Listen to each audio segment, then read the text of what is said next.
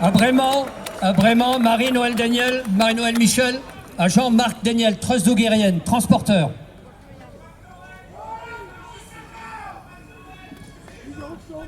Bonjour et merci à tous d'être là.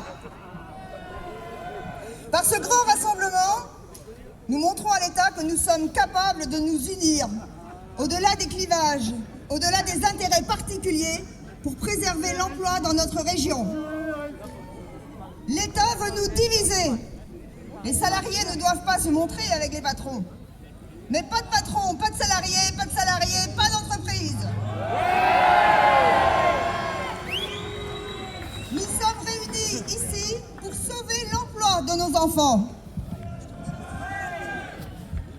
Beaucoup de collègues transporteurs sont venus aujourd'hui. Ils ont rejoint le collectif Vivre, Décider et Travailler en Bretagne.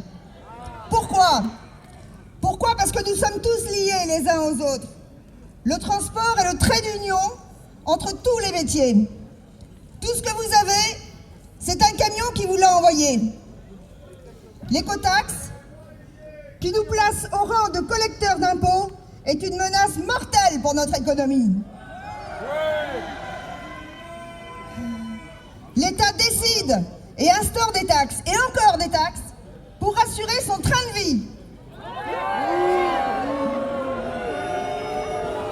Il empile les contraintes administratives, les législations, les normes qui paralysent et condamnent nos entreprises. Mais ils autorisent la libre circulation des travailleurs européens. Ils autorisent l'esclavage moderne. Les PME sont exsangues. Pourtant, ce sont les PME qui créent les emplois et la richesse. Les grands groupes utilisent la directive européenne sur le détachement des travailleurs pour réduire leurs coûts.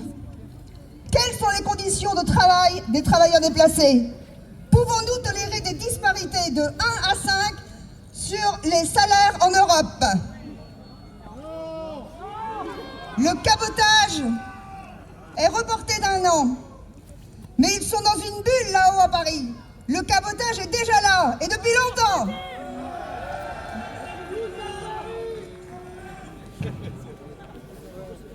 Regardez sur les routes. Les entreprises de l'Europe de l'Est sont en masse sur notre territoire, avec des poids lourds, mais aussi avec des véhicules légers, des fourgonnettes, des moins de 3,5 tonnes. L'État français a fait quelque chose pour empêcher cela ? Non !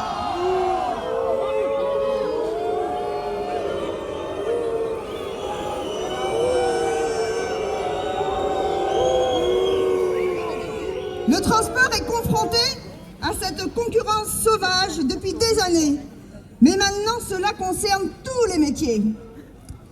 On nous parle d'austérité, d'économie, mais que l'État balaye devant sa porte. Qu'ont-ils fait depuis 30 ans ? Rien !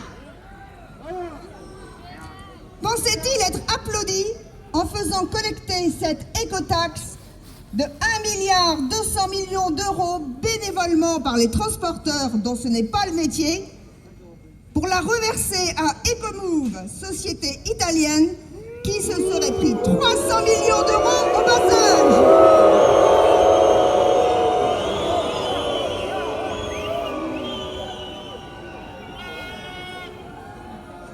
Nous leur avons évité cette gabegie.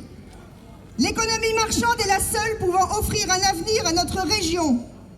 Nous ne tendrons pas le cou à cette guillotine que le législateur a mise sur notre chemin.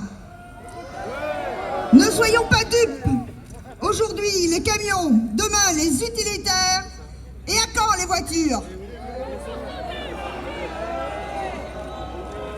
Les routes resteront gratuites sur notre territoire. L'écotaxe sera supprimée en France.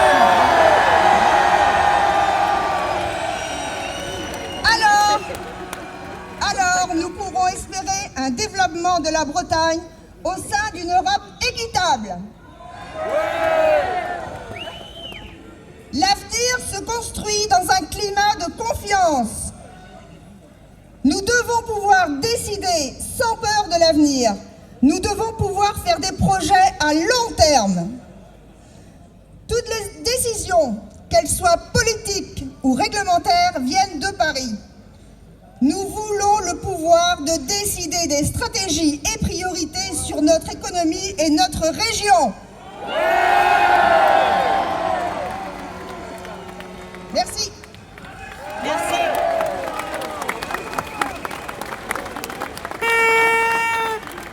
Ici, sur cette terre d'Armorique, les femmes, les hommes travaillaient, besogneux, durs à la tâche. Ils rêvaient toujours d'un avenir meilleur pour leurs enfants.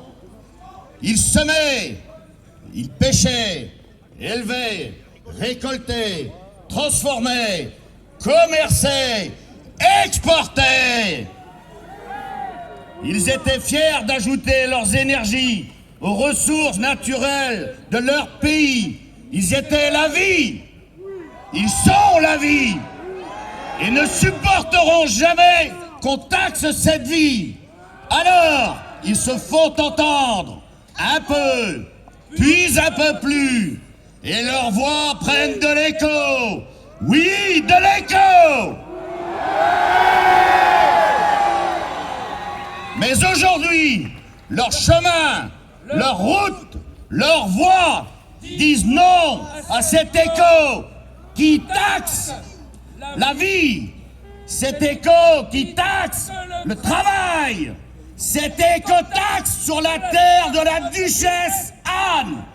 À bas l'écotaxe et que vive la Bretagne! Merci!